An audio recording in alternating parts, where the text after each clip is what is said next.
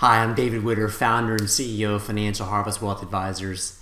And what a week we've had here to start out 2016. The Dow dropped over 1,000 points in 5 trading days. And if you're like many, you're kind of wondering, how can I gain some perspective and what do I need to be thinking about now with my investment portfolio? So the way I thought I would frame this is an investor state of the union. And whenever we start to look at our investment strategy, remember that all flows within our plan for being able to protect our survival and financial freedoms across decades. Now, I thought it'd be very appropriate to take a step back and look at over the last 4 decades to get some perspective here. So I've called this a tale of 4 decades. So let's start all the way back to 1975. You can see here that it's 1975, little history lesson, Saigon falls.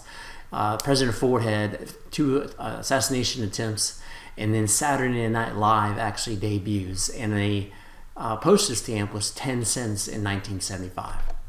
Also notice that the world population at that point in time was 4.1 billion. In the United States, we had 216 million, and at the time, GDP was $5.5 trillion.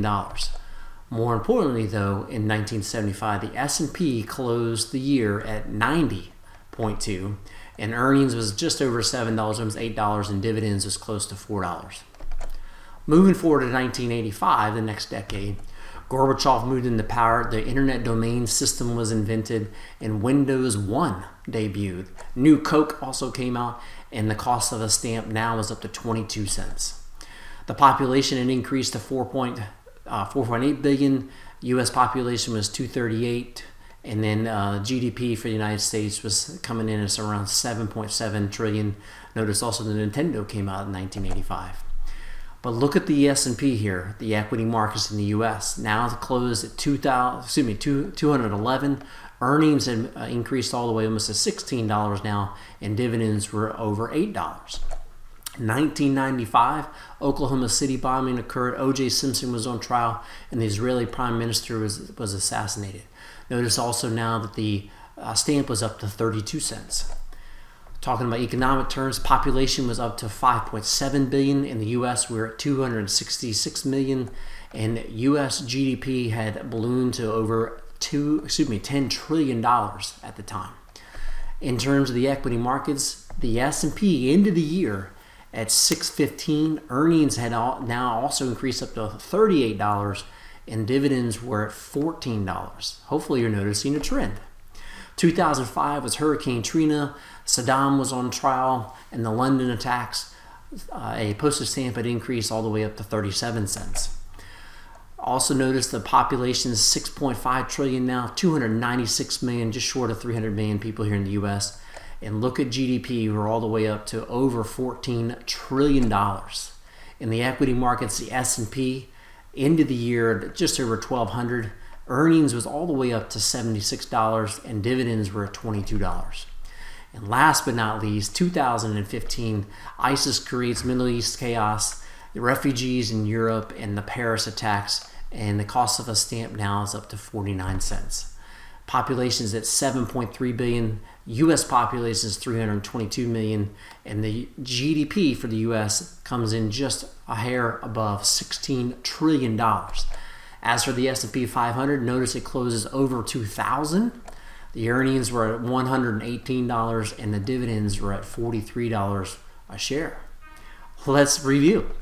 During the 40-year decade, population increased somewhere around 80%, but extreme poverty decreased during the 40 years from 1 in every 2 to about 1 in every 10 due to development and global wealth increasing. And the real, meaning inflation-adjusted GDP in the United States, more than tripled, which is due to tremendous increases in productivity.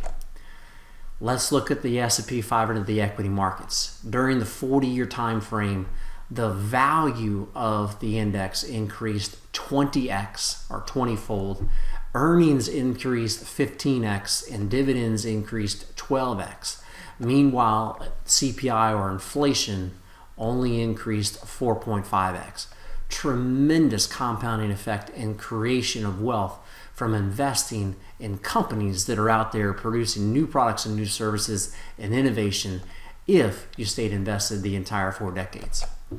So how do we harness this? I like to think of this as play the odds. What do we mean by that? Look here at the S&P 500. Daily, when you wake up, there's a 54% chance the day is going to end up positive, and there's a 46% chance that it's going to be negative.